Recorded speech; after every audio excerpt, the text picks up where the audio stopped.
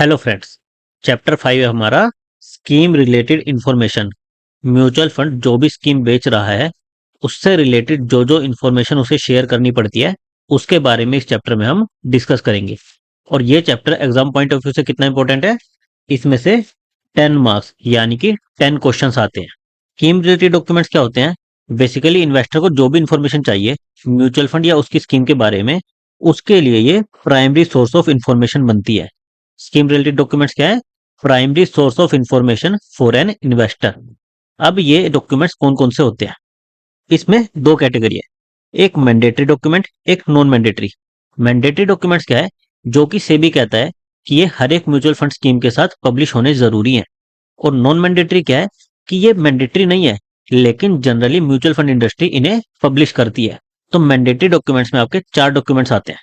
Scheme information document SID, statement of additional information SAI, की information memorandum किम, और addendum.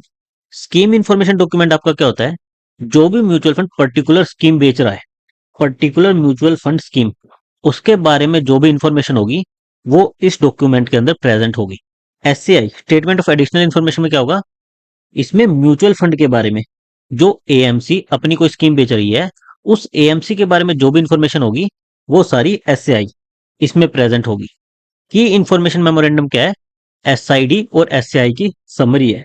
क्योंकि SID और SCI काफी बड़े डॉक्यूमेंट्स हो जाते हैं तो इन्वेस्टर इन्हें पूरा नहीं पढ़ पाता, तो इसलिए की इंफॉर्मेशन मेमोरेंडम इसका यूज आता है।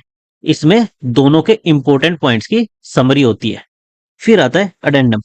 स्टार्टिंग में हमने एसआईडी एससीआई की ये पब्लिश कर दी है, उसके बाद अगर हमें कोई इंफॉर्मेशन बीच में अपडेट करनी है तो वो अडेंडम के थ्रू की जाती है। इंटरिम चेंजेस इन स्कीम रिलेटेड डॉक्यूमेंट्स, इन डॉक्यूमेंट्स में बीच में कभी भी हमें कोई चेंज करना है और इन्वेस्टर को नोटिफाई करना है तो वो अडेंडम इसके थ्रू की जाएगी। तो मैंडेटरी डॉक्यूमेंट्स क्या हो गए? एक हो गया आपका स्कीम इंफॉर्मेशन डॉक्यूमेंट जिसमें पर्टिकुलर म्यूचुअल फंड स्कीम के बारे में सारी इंफॉर्मेशन होगी। स्टेटमेंट ऑफ एडिशनल इंफॉर्मेशन, जो एएमसी म्यूचुअल फंड की स्कीम को इशू कर रही है उसके बारे में सारी इंफॉर्मेशन होगी। की इंफॉर्मेशन मेमोरेंडम, एसआईडी और एससीआई इन दोनों की समरी होगी। अडेंडम, कभी भी हमारे स्कीम रिलेटेड डॉक्यूमेंट्स में कुछ चेंज आता है, इंटरिम चेंज आता है, तो वो अडेंडम के थ्रू पब्लिश किया जाएगा। अब आते हैं हम नॉन मैंडेटरी डॉक्यूमेंट पर, जो कि सेबी के अकॉर्डिंग मैंडेटरी नहीं है लेकिन म्यूचुअल फंड इंडस्ट्री जनरली इन्हें पब्लिश करती है। उसमें आता है आपका फंड फैक्ट शीट। जनरली इसमें म्यूचुअल फंड स्कीम की परफॉर्मेंस से रिलेटेड इंफॉर्मेशन होती है कि उसने कहाँ कहाँ पर इन्वेस्ट कर रखा है, उसके लिए बेंचमार्क क्या है, और इसका एक्सटेंसिवली यूज कौन करते हैं? Investor, fund distributor, media and others to access information about the various scheme of the mutual fund. जो भी म्यूचुअल फंड ने अपनी मल्टीपल स्कीम्स लॉन्च की हुई है उनके बारे में इंफॉर्मेशन पता करने के लिए जो भी इन्वेस्टर, फंड डिस्ट्रीब्यूटर, जिन्हें भी अपना पैसा म्यूचुअल फंड में इन्वेस्ट करना है, वो इसका बहुत यूज करते हैं। क्योंकि इसमें आपको बहुत कम टाइम इन्वेस्ट करके काफी ज्यादा इंफॉर्मेशन मिल जाती है। और ये जो सारे मैंडेटरी डॉक्यूमेंट्स हैं इनको एक पर्टिकुलर फॉर्मेट में बनाना पड़ता है जो कि सेबी प्रिस्क्राइब करता है। और इसके साथ एक चीज इंपॉर्टेंट नोट करने वाली क्या है? सेबी डज नॉट अप्रूव और disapprove the scheme related documents, it gives it's observation. SEBI किसी भी चीज को अप्रूव या डिसअप्रूव नहीं करता, इन डॉक्यूमेंट के रिगार्डिंग अप्रूव या डिसअप्रूव नहीं करेगा, वो केवल अपनी ऑब्जर्वेशन बता देगा कि इसमें आप ये इंप्रूवमेंट कर सकते हो। और जनरली जो भी सेबी ऑब्जर्वेशन इशू करता है उसको एएमसी इनकॉर्पोरेट करती है, यानी उसको फॉलो करती है और करेक्ट करती है। अब हम डिटेल में हर एक डॉक्यूमेंट का कंटेंट देखेंगे कि हर एक डॉक्यूमेंट के अंदर क्या क्या कंटेंट होता है। एसआईडी, एसआईडी में क्या था? जो भी पर्टिकुलर म्यूचुअल फंड स्कीम थी उसके रिलेटेड इंफॉर्मेशन थी। तो स्कीम के रिलेटेड इंफॉर्मेशन क्या क्या होती है? रिस्क फैक्टर, कि इस स्कीम के क्या क्या रिस्क फैक्टर है। General and scheme specific, general यानी कि आपके मार्केट में क्या क्या रिस्क फैक्टर्स हैं, और स्कीम स्पेसिफिक कि ये स्कीम जहां जहां पैसा इन्वेस्ट करेगी उससे रिलेटेड क्या क्या रिस्क फैक्टर आपके आ सकते हैं। जैसे अगर इक्विटी में इन्वेस्ट करेगी तो प्राइस एक रिस्क हो गया, अगर डेट में इन्वेस्ट करेगी तो आपका इंटरेस्ट रेट एक रिस्क हो गया। इस तरह से जो भी इस स्कीम के स्पेसिफिक रिस्क होंगे वो सब इसमें मेंशन रहेंगे। स्कीम सूटेबिलिटी, कि किस टाइप के इन्वेस्टर के लिए स्कीम सुटेबल रहेगी। स्कीम सूटेबिलिटी किस पर डिपेंड करेगी? कि इन्वेस्टर की फाइनेंशियल नीड क्या है, वो कितना रिटर्न इससे चाहता है, कितना रिस्क लेने को रेडी है, और उसका टाइम होराइजन क्या है, कितने टाइम के लिए वो इन्वेस्टमेंट करने को रेडी है। और थर्ड आता है आपका रिस्कोमीटर। रिस्कोमीटर क्या है? बेसिकली ये पिक्टोरियल रिप्रेजेंटेशन, जिसमें इस स्कीम का पिक्चर की फॉर्म में रिस्क होगा। इसमें आपके 6 लेवल्स होते हैं, low, low to moderate, moderate, moderately high, high, very high. तो इन्वेस्टर को ज्यादा पढ़ना ना पड़े, केवल ये एक पिक्चर देख के बता सकता है जिसमें ये एरो पॉइंट कर रहा है ना कि ये स्कीम मॉडरेटली हाई रिस्क है। अगर लो पर पॉइंट करा होता तो स्कीम लो रिस्क है। तो पिक्टोरियल रिप्रेजेंटेशन है कि ये स्कीम कितनी रिस्की है, और इसमें टोटल 6 कैटेगरीज होती हैं। सेकंड आपका आता है due diligence certificate issued by the AMC. Due diligence क्या होता है? Steps taken by a person to prevent any offence. जो भी एएमसी ने स्टेप्स लिए हैं कि कोई भी रेगुलेटरी वायलेशन ना हो और कोई भी मिस सेलिंग ना हो, उसको कहते हैं ड्यू डिलीजेंस। इसका सर्टिफिकेट एएमसी इशू करती है। ये भी एसआईडी का कंटेंट है। एसआईडी में due diligence certificate issued by AMC होना चाहिए।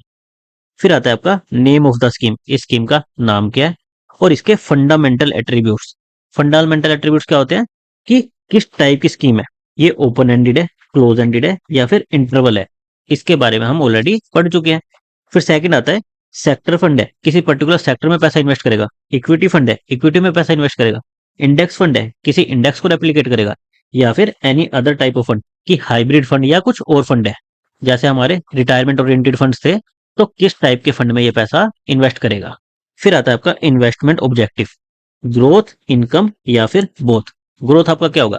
जैसे आपने कोई शेयर खरीद के रख लिया, उसका प्राइस जब बढ़ेगा तो आपको प्रॉफिट होगा, उसके अलावा आपको कोई पीरियोडिक इनकम नहीं होगी, तो ये आपका हो गया ग्रोथ। इनकम क्या हो गया?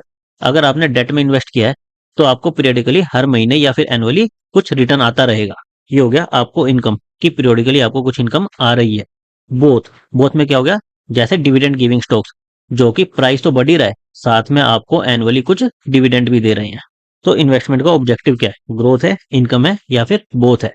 और उसके साथ असेट अलोकेशन की टेंटेटिवली ये कहाँ कहाँ पर इन्वेस्ट करेगी, कितना पोर्शन इक्विटी में करेगी, कितना डेट में करेगी, कितना बाकी असेट में करेगी। तो टेंटेटिव असेट अलोकेशन भी होना चाहिए इसमें। फिर आता है terms of the issue, liquidity, कि इसको इजीली कैश में कन्वर्ट कितना कितना इजी है। ये लिस्टिंग कब होगी, इसमें रिपर्चेज के क्या रूल्स है, रिडेम्पशन के क्या रूल्स है। बेसिकली ये कितनी लिक्विड स्कीम है। फिर नेक्स्ट आता है आपका expenses, fees, exit load, transaction charges, any guarantee, safety nets, कि इस स्कीम में इन्वेस्ट करने पर क्या क्या एक्सपेंसिस होंगे, कितना इसमें एग्जिट लोड होगा। एग्जिट लोड का मीनिंग क्या होता है कि अगर आप टाइम से पहले अपनी सिक्योरिटी को बेचते हो तो उस टाइम पर आपको कितना चार्ज लगेगा। फिर मैनेजमेंट की कितनी फीस रहेगी, एक्सपेंसिस, ओवरऑल एक्सपेंसिस कितने मैक्सिमम हो सकते हैं, ये सब इंफॉर्मेशन भी इसमें रहेगी। नेक्स्ट आता है आपका plans and option available, regular, direct, dividend pay out, dividend investment, growth. ये सारे प्लान्स हम डिटेल्स में आगे आने वाले चैप्टर्स में डिस्कस करेंगे। रेगुलर का मीनिंग आपका क्या होता है कि आपने किसी म्यूचुअल फंड डिस्ट्रीब्यूटर के थ्रू स्कीम में इन्वेस्ट किया है। डायरेक्ट मतलब आपने डायरेक्ट एएमसी के थ्रू इसमें इन्वेस्ट किया है। डिविडेंड पे आउट मतलब ये स्कीम डिविडेंड पे करती है, आपके अकाउंट में डिविडेंड पे करेगी। डिविडेंड इन्वेस्टमेंट का मतलब हुआ कि जो भी डिविडेंड होगा वो आपके अकाउंट में आने के बजाय इसी स्कीम में वापस से इन्वेस्ट हो जाएगा। और ग्रोथ का मतलब क्या हुआ कि आपको कोई डिविडेंड नहीं मिलेगा, केवल स्टॉक के प्राइस में वो रिफ्लेक्ट होगा। फिर आता है बेंचमार्क, कि इस स्कीम का बेंचमार्क क्या है। इस स्कीम की परफॉर्मेंस को हम किससे कंपेयर करेंगे। जैसे मान लो हमने बेंचमार्क बना दिया निफ्टी 50, तो निफ्टी 50 मान लो 10% से ग्रो हुआ और आपके फंड ने 15% से ग्रो किया, इस स्कीम ने 15% रिटर्न दिया, तो इस स्कीम ने 5% बेंचमार्क से ज्यादा रिटर्न दिया। अगर मान लो आपकी स्कीम 7% रिटर्न देती, यानी कि बेंचमार्क से भी कम रिटर्न दिया, तो ये अंडर परफॉर्म कर रही है। तो इस स्कीम के लिए क्या बेंचमार्क यूज होगा वो भी इसमें मेंशन रहेगा। नेक्स्ट आता है एलिजिबल इन्वेस्टर्स, कि इस स्कीम में इन्वेस्ट करने के लिए कौन कौन एलिजिबल है। Minimum number of investor in the scheme, इस स्कीम में मिनिमम कितने नंबर ऑफ इन्वेस्टर का होना जरूरी है। इन्वेस्टमेंट लिमिट, हर एक इन्वेस्टर मैक्सिमम और मिनिमम कितना अमाउंट इन्वेस्ट कर सकता है। नेक्स्ट आता है इन्वेस्टमेंट स्ट्रेटजी, कि जो भी ये म्यूचुअल फंड स्कीम है, ये जहां पर पैसा इन्वेस्ट करेगी वो किस फिलोसफी पर इन्वेस्ट करेगी, वो कैसे सिक्योरिटीज को आइडेंटिफाई करेगी, अपने पोर्टफोलियो को रीबैलेंस कब करेगी और कब सिक्योरिटीज को बेचेगी, उसके पीछे की फिलोसफी या फिर आइडियोलॉजी क्या रहेगी। नेक्स्ट आता है इन्वेस्टमेंट रिस्ट्रिक्शंस, कि इस स्कीम में क्या रिस्ट्रिक्शन रहेगी, कि कहां पर ये मैक्सिमम या फिर मिनिमम इतना पैसा इन्वेस्ट कर सकती है उस टाइप से। नेक्स्ट आपके आता है मैनेजर्स ऑफ द स्कीम, इस स्कीम के फंड मैनेजर्स कौन है। Performance track record of the scheme, इस स्कीम ने पास्ट में कैसा परफॉर्म किया था। यूनिट्स एंड ऑफर, इस स्कीम की कितनी यूनिट्स इशू होगी। Details of the computation of the NAV, इसकी एनएवी कैसे निकलेगी, उसका computation formula. Points at which the application form भी can be submitted and cut off time, आप कहाँ पर इस स्कीम का एप्लीकेशन फॉर्म सबमिट कर सकते हो ताकि आप इसकी यूनिट्स को बाय कर सको, और लास्ट कट ऑफ टाइम क्या है जब तक आप एप्लीकेशन फॉर्म को सबमिट कर सकते हो। Modes of transaction slash payments, आप इसके लिए पेमेंट कैसे कर सकते हो, फिजिकल कर सकते हो, इंटरनेट पे कर सकते हो, चैनल डिस्ट्रीब्यूटर के थ्रू कर सकते हो, इलेक्ट्रॉनिक मोड के थ्रू कर सकते हो, स्टॉक एक्सचेंजेस के थ्रू कर सकते हो। बेसिकली पेमेंट करने के क्या क्या ऑप्शंस है। Mandatory information to be provided, PAN, bank account details etcetera, कि आपको इस स्कीम में अप्लाई करना है तो आपको कौन कौन से डॉक्यूमेंट की जरूरत पड़ेगी, वो सारी डिटेल्स भी इसमें मेंशन रहेगी। Sources of information, details of the periodic information the mutual fund will provide to the investor. अगर इन्वेस्टर ने स्कीम में इन्वेस्ट कर दिया तो उसके बाद म्यूचुअल फंड क्या क्या पीरियोडिक इन्फॉर्मेशन इन्वेस्टर को देगा। Tax implication arising out of profit from the scheme, इस स्कीम से जो भी प्रॉफिट होगा उस पर कितना टैक्स एप्लीकेबल रहेगा, ये सब इन्फॉर्मेशन भी एसआईडी स्कीम इन्फॉर्मेशन डॉक्यूमेंट में मेंशन रहेगी। अब इतनी सारी इन्फॉर्मेशन है, आप बोलोगे इसको याद कैसे करें। तो आपको याद करने की बजाय ये ध्यान रखना है कि एसआईडी का मतलब है स्कीम इन्फॉर्मेशन डॉक्यूमेंट। तो जो भी पर्टिकुलर म्यूचुअल फंड स्कीम के रिलेटेड इन्फॉर्मेशन होगी ना, वो सारी इसी में होगी। नेक्स्ट हम देखते हैं SCI, statement of additional information. इसमें किससे रिलेटेड इन्फॉर्मेशन मिलेगी, म्यूचुअल फंड या फिर एएमसी, जो कोई पर्टिकुलर स्कीम को इशू कर रही है वो म्यूचुअल फंड या एएमसी, उससे रिलेटेड सारी information SCI statement of additional information इसमें रहेगी। और क्योंकि ये म्यूचुअल फंड या फिर एएमसी के बारे में है, अब mutual fund multiple schemes launch करते हैं लेकिन सेम म्यूचुअल फंड ही लॉन्च कर रहा है, तो एक single SCI is relevant for all the scheme offered by mutual fund. SID scheme information document तो क्या है, हर एक स्कीम का अलग होगा, लेकिन एससीआई क्या है, म्यूचुअल फंड या फिर एएमसी के बारे में है। तो अगर ये म्यूचुअल फंड मान लो 10 स्कीम्स इशू कर रहा है तो एसआईडी तो 10 बनेंगे लेकिन एससीआई एक ही चल जाएगा।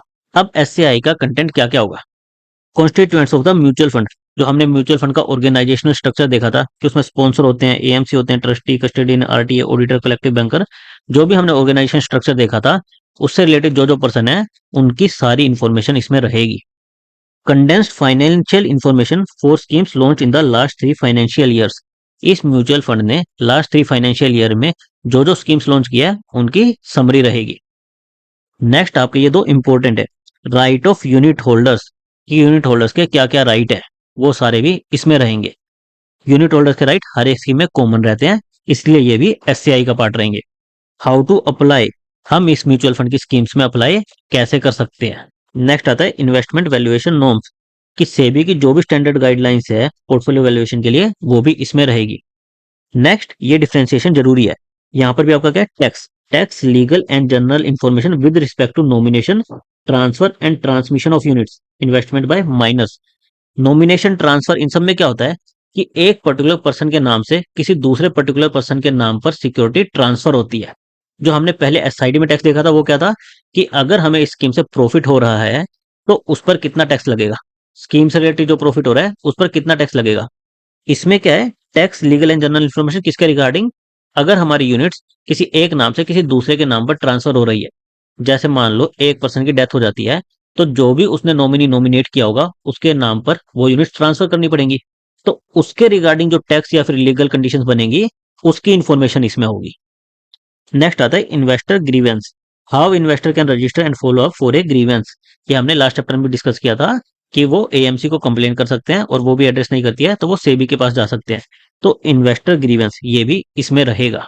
तो ऐसे में क्या रहेगा, म्यूचुअल फंड या फिर एएमसी जो कि पर्टिकुलर स्कीम को इशू कर रही है उससे रिलेटेड सारा कंटेंट। और इसमें दो इंपॉर्टेंट पॉइंट क्या है कि राइट ऑफ यूनिट होल्डर्स इसी में रहेंगे और हाउ टू अप्लाई ये भी इसी में रहेगा।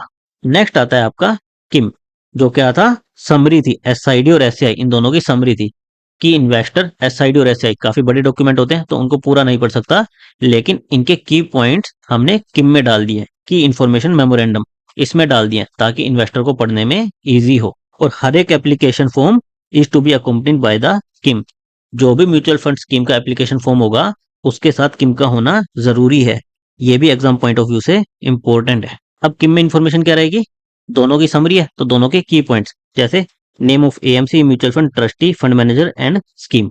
फिर date of issue, opening, closing and reopening, कि ये इशू कब ओपन होगा, कब इसमें अप्लाई करने का लास्ट डेट है, और फिर वापस बाय और सेल के लिए ये कब रीओपन होगा। फिर इन्वेस्टमेंट ऑब्जेक्टिव क्या है, असेट एलोकेशन क्या रहेगा, रिस्क प्रोफाइल क्या रहेगी। फिर प्लान एंड ऑप्शन, बेंचमार्क। फिर डिविडेंड पॉलिसी, कि ये डिविडेंड कब कब देगी और कितना देगी। Performance of the scheme and benchmark over last 1, 3, 5 years and since Inception, कि इसने लास्ट 1, 3 और 5 इसमें कैसा परफॉर्म किया है और बेंचमार्क ने उस टाइम पर कैसा परफॉर्म किया है, ताकि हम कंपेयर कर सकें कि ये बेंचमार्क से अच्छा परफॉर्म कर रही है या अंडर परफॉर्म कर रही है। नेक्स्ट आपका आएगा expenses of the scheme and information regarding registration of investor grievances. Basically कुछ पॉइंट एसआईडी के हैं, कुछ एसएआई के हैं। इसमें जो पार्ट मैंने हाईलाइट किया हुआ है, ये येलो में और ये बोल्ड में, ये काफी इंपॉर्टेंट है। नेक्स्ट आता है आपका अडेंडम। ये क्या था? जब भी हमारे डॉक्यूमेंट्स में बीच में कोई चेंज हमें करना हो तो वो अडेंडम के थ्रू नोटिफाई किया जाएगा। Interim changes are updated through the issuance of an addendum. इसको भी स्कीम रिलेटेड डॉक्यूमेंट्स का पार्ट समझा जाता है और किम के साथ इसको भी अकंपनी किया जाता है। एसआईडी, एसएआई, किम और अडेंडम, ये चार तो हमारे मेन मैंडेटरी डॉक्यूमेंट्स है। इसके अलावा जो मैंडेटरी डिस्क्लोजर्स हैं जो कि एएमसी को करने पड़ते हैं, उसके बारे में अब हम देख लेते हैं। सबसे पहला डिस्क्लोजर तो क्या है कि इन्वेस्टर ने म्यूचुअल फंड की स्कीम में इन्वेस्ट किया है तो उसे कुछ की इन्फॉर्मेशन मिलती रहनी चाहिए, जैसे current value of one investments, कि उसने जो इन्वेस्टमेंट की थी अब उसकी करंट वैल्यू क्या हो चुकी है। और second, information about where the scheme has invested, कि म्यूचुअल फंड स्कीम ने कहां कहां पर अपना पैसा इन्वेस्ट किया है। करंट वैल्यू कैसे निकलेगी? इन्वेस्टर के पास जितने यूनिट्स हैं इनटू में करंट एनएवी, एक यूनिट का भाव क्या चल रहा है, एक यूनिट का प्राइस क्या चल रहा है, इनको मल्टीप्लाई कर देंगे तो करंट वैल्यू ऑफ इन्वेस्टमेंट आ जाएगी। सेकंड और थर्ड पॉइंट काफी इंपॉर्टेंट है, डिस्क्लोजर ऑफ डेली एनएवी। जो भी म्यूचुअल फंड स्कीम की एनएवी है इसको डेली डिस्क्लोज करना जरूरी है। डिस्क्लोज कहां पर करेंगे? ये पब्लिश करेंगे एएमसी की वेबसाइट पर और एमफी की वेबसाइट पर, वहां पर ये डिस्क्लोज करेंगे ताकि इन्वेस्टर डेली एनएवी की वैल्यू को देख सके। अब इसमें ओपन एंडेड, लिक्विड और क्लोज एंडेड, इनमें कैलकुलेशन का रूल अलग है। जैसे किसी में तो डेली बिजनेस डे पर कैलकुलेट होगी, किसी में डेली यानी कि हॉलीडे पर भी कैलकुलेट होगी और किसी में वीक में एक ही बार। जो आपकी ओपन एंडेड होती है इसमें daily on all business days. Business days आपके क्या हो गए? जैसे मंडे टू फ्राइडे आपके बिजनेस डेज हो गए और सैटरडे संडे आपके हॉलीडेज हो गए, तो वर्किंग डेज को बिजनेस डे बोल देते हैं। तो आपके मंडे टू फ्राइडे क्या हो गए? बिजनेस डे, और सैटरडे संडे हॉलीडे है तो ये नॉन बिजनेस डे हो गए। तो ओपन एंड स्कीम में क्या होगा? ये कैलकुलेट डेली होगी ऑन बिजनेस डे, जैसे मंडे टू फ्राइडे इनमें कैलकुलेट होगी। लिक्विड ओवरनाइट फंड्स में क्या होगा? ये हॉलीडे पर भी कैलकुलेट होगी, daily even on Sunday slash holidays, ये वीकेंड या फिर हॉलीडे पर भी कैलकुलेट होगी। और क्लोज एंडेड में क्या होगा? क्लोज एंडेड क्या होती है? इनमें ओपन होता है, क्लोज होता है, लेकिन कोई रीओपनिंग डेट नहीं होता, यानी कि इन्वेस्टर एएमसी से बाय या फिर सेल नहीं कर सकते न्यू फंड ऑफर के बाद। तो इसलिए इनमें डेली कैलकुलेट करना जरूरी नहीं है, वीक में एक बार कैलकुलेट कर लो। ये कैलकुलेशन के रूल है, लेकिन डिस्क्लोजर तो फिर भी डेली ही होगा। एएमसी और एमसी की वेबसाइट पर डिस्क्लोजर डेली होगा। कैलकुलेशन के ये रूल है कि कब कब हम इस एनएवी को अपडेट करेंगे। सिमिलरली टोटल एक्सपेंस रेशो, ये भी डेली पब्लिश करना जरूरी है एएमसी और एमसी की वेबसाइट पर। टोटल एक्सपेंस रेशो आपके क्या हो गए? कि जो भी आपका असेट्स है, टोटल पैसे का अमाउंट है, उसका कितने परसेंटेज आपका एक्सपेंसेस में जा रहा है। जैसे मैनेजमेंट और इन्वेस्टमेंट फीस हो गई, कमीशंस देने हो गए, या फिर जो भी एक्सपेंसेस लग रहे हैं उसका रेशो, टोटल एक्सपेंस रेशो, वो भी डेली पब्लिश करना जरूरी है एएमसी और एमपी की वेबसाइट पर। और अगर मान लो पहले 1% टोटल एक्सपेंस रेशो लग रहा था और फिर एएमसी ने कुछ एडिशनल एक्सपेंसेस ऐड कर दिए, अब वो 1.5 हो गया, तो जब भी टोटल एक्सपेंस रेशो में चेंज आएगा तो AMC need to update investor through email at least 3 working days before effecting such change. तो एएमसी को इसे चेंज करने से पहले इन्वेस्टर को नोटिफाई करना पड़ेगा। कितना पहले? 3 वर्किंग डेज पहले। इन पर एग्जाम में श्योर एक क्वेश्चन आता ही आता है, दो भी आ सकते हैं, तो इस चीज को आपको ध्यान से देखना है। नेक्स्ट आता है आपका portfolio disclosure on the website of AMC and AMFI, कि जो भी म्यूचुअल फंड स्कीम है उसका पोर्टफोलियो डिस्क्लोजर कब कब करना पड़ेगा। अगर इक्विटी स्कीम है तो उसे मंथली और हाफ ईयरली करना पड़ेगा, हर मंथ के 10 दिन के बाद या फिर हर हाफ ईयर के 10 दिन के अंदर अंदर उसमें उसे ये डिस्क्लोज करना पड़ेगा। और जो डेट स्कीम है उसमें every 15 days fortnightly, every 15 days within 5 days of every fortnight, हर 15 दिन में इसको डिस्क्लोज करना पड़ेगा और 15 दिन खत्म होने के विद इन 5 डेज के अंदर ये करना ही करना पड़ेगा। नेक्स्ट आता है अनऑडिटेड फाइनेंशियल रिजल्ट्स, ये इनको हाफ ईयरली, कि बिना किसी ऑडिट के जो भी फाइनेंशियल रिजल्ट्स हैं इनके वो हाफ ईयरली पब्लिश करने पड़ेंगे before the expiry of 1 month from the close of each half year. Financial year क्या होता है आपका? अप्रैल से लेकर मार्च, 1 अप्रैल से लेकर 31 मार्च। और हाफ ईयर क्या होता है आपका? 1 मार्च से लेकर 30 सितंबर तक एक हाफ ईयर हो गया, 1 अक्टूबर से लेकर 31 मार्च तक सेकंड हाफ ईयर हो गया। तो आपके सितंबर फर्स्ट हाफ ईयर हो गया और मार्च सेकंड हाफ ईयर हो गया। तो इनके खत्म होने के 1 मंथ के अंदर अंदर यानी अक्टूबर और अप्रैल, इन तक ये डिस्क्लोजर होना जरूरी है। और कहाँ पर होगा? वेबसाइट ऑफ एमफी, एक इंग्लिश न्यूज़पेपर में और एक रीजनल न्यूज़पेपर में। नेक्स्ट आता है एनुअल रिपोर्ट्स। जो भी कंपनी के एनुअल ऑडिटेड रिजल्ट्स होंगे वो उसे एनुअली पब्लिश करने पड़ेंगे। और लास्ट डेट क्या है? जैसे हमारा साल खत्म होता है मार्च, 31 मार्च को ये खत्म होता है, तो उसके 4 मंथ्स के अंदर अंदर ये रिजल्ट पब्लिश करने पड़ेंगे, अगेन एएमसी और एमफी की वेबसाइट पर। अभी तक जो हमने पढ़े वो तो सारे क्या थे? मैंडेटरी डॉक्यूमेंट्स और डिस्क्लोजर थे। हमने देखा था फंड फैक्ट शीट एक ऐसा डॉक्यूमेंट है जो कि मैंडेटरी नहीं है, लेकिन जनरली सारे म्यूचुअल फंड इसे पब्लिश करते हैं। और पब्लिश कैसे करते हैं? मंथली, हर मंथ ये इसे पब्लिश करते हैं।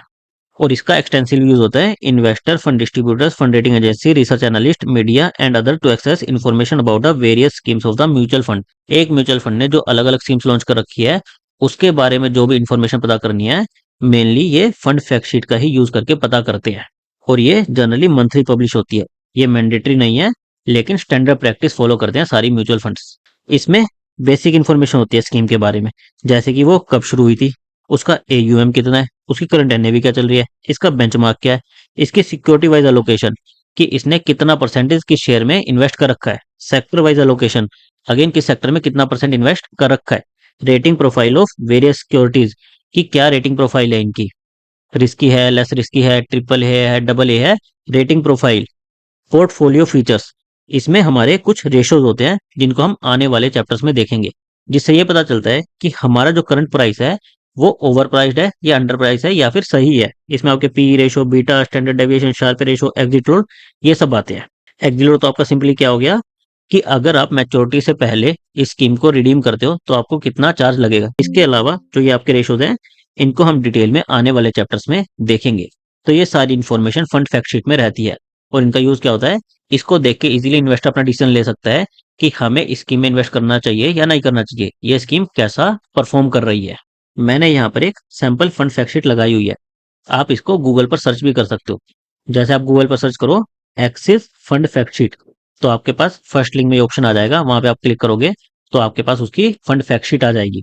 जैसे ये फंड फैक्ट शीट किसकी है? एक्सिस ब्लू चिप फंड, ये इसका नाम हो गया। फिर यहाँ पर हो गया इन्वेस्टमेंट ऑब्जेक्टिव क्या है, डेट ऑफ अलॉटमेंट, इंसेप्शन कब शुरू हुई थी, इसका बेंचमार्क क्या है, बीएससी 100, ये इसका बेंचमार्क है। पोर्टफोलियो का टर्नओवर क्या है, सेक्टर वाइज एलोकेशन इसने कितना कर रखा है, सिक्योरिटी वाइज एलोकेशन कितना कर रखा है, इसके अंदर एयूएम कितना है। यहाँ पर इसके सारे रेशोज हैं, standard deviation, beta, Sharpe ratio, ये सारे पोर्टफोलियो फीचर्स हैं। फिर यहाँ पर इसकी पास्ट परफॉर्मेंस है, 1 ईयर, 3 ईयर, 5 ईयर। फिर यहाँ पर इसके एंट्री और एग्जिट लॉट्स हैं। तो ये सारी इंफॉर्मेशन फंड फैक्ट शीट में रहती है। जनरली इसमें क्वेश्चन क्या आता है कि इन्वेस्टर, फंड डिस्ट्रीब्यूटर ये किस चीज का एक्सटेंसिवली यूज करते हैं to know about the various scheme of the mutual fund, तो इसमें ऑप्शन आएगा फंड फैक्ट शीट। नेक्स्ट आता है कि जो भी डॉक्यूमेंट्स हमने अभी देखे उनको रेगुलरली अपडेट भी करना पड़ेगा, उनमें कुछ भी चेंज आएगा तो उनको पीरियोडिकली अपडेट भी करना पड़ता है। तो उनकी अपडेट की फ्रीक्वेंसी क्या रहती है? जैसे अडेंडम का हमने देखा था, जब भी कोई इंटरिम मटेरियल चेंज आएगा तो ये अडेंडम इशू हो जाएगा। और फंड फैक्ट शीट का क्या है?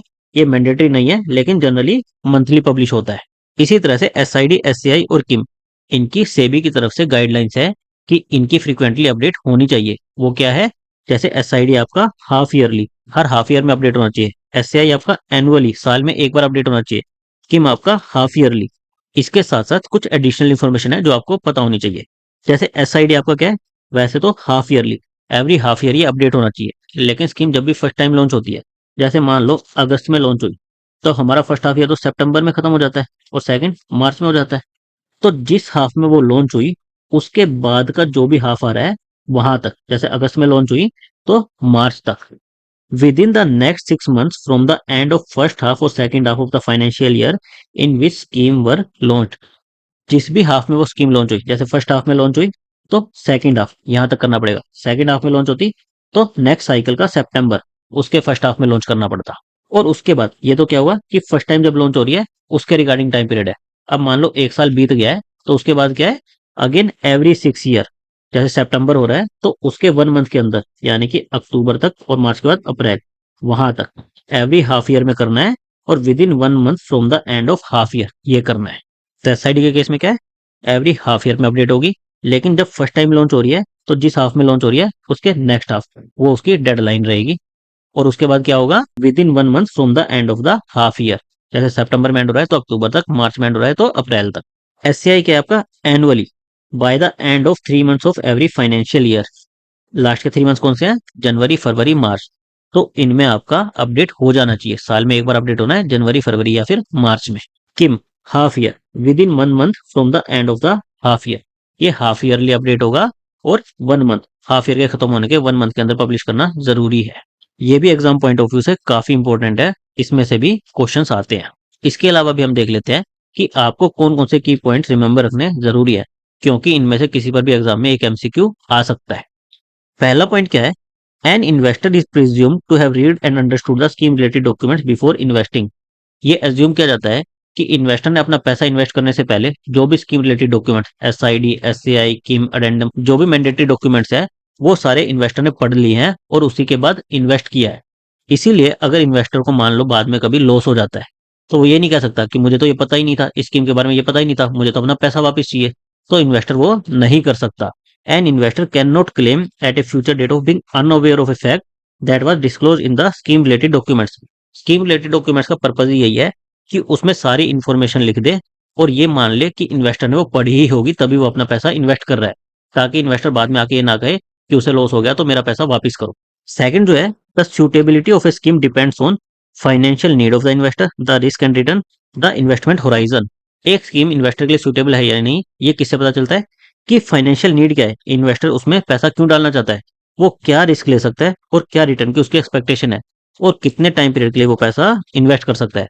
उसके अकॉर्डिंग स्कीम की सुटेबिलिटी डिसाइड होती है। थर्ड पॉइंट आपका किसके रिगार्डिंग है, रिस्कोमीटर के रिगार्डिंग। रिस्कोमीटर क्या था, pictorial representation of the risk to the principal invested in a mutual fund product. ये पिक्टोरियल रिप्रेजेंटेशन हमने देखी थी, जिसमें low, low to moderate, moderate, moderately high, high, very high, ये रिस्क मेंशन थे। और एक एरो पॉइंट होता है कि इस स्कीम का रिस्क कितना है, कि इन्वेस्टर ने जो पैसा इन्वेस्ट किया है वो कितने रिस्क पर है। तो जो ये पिक्टोरियल रिप्रेजेंटेशन है इसको क्या कहते हैं, रिस्कोमीटर कहते हैं। इसमें 6 लेवल्स ऑफ रिस्क होते हैं जो ये हमने डिस्कस किए। नेक्स्ट आता है, स्पॉन्सर्स आर नॉट रिस्पॉन्सिबल और liable for any loss arising out of the scheme operation beyond each sponsor contribution to setting up the scheme.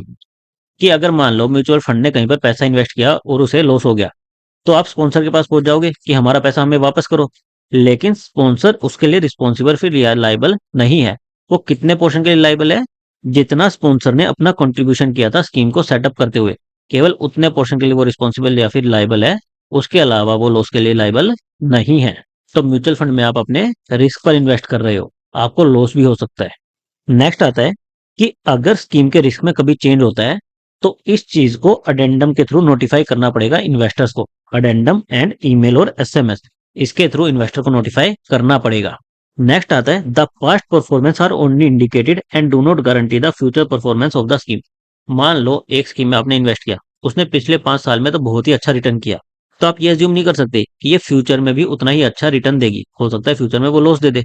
तो पास्ट परफॉर्मेंस केवल इंडिकेटिव होता है कि कैसा परफॉर्म कर रही है, ये गारंटी नहीं देता कि आपको फ्यूचर में भी अच्छा ही परफॉर्मेंस मिलेगा।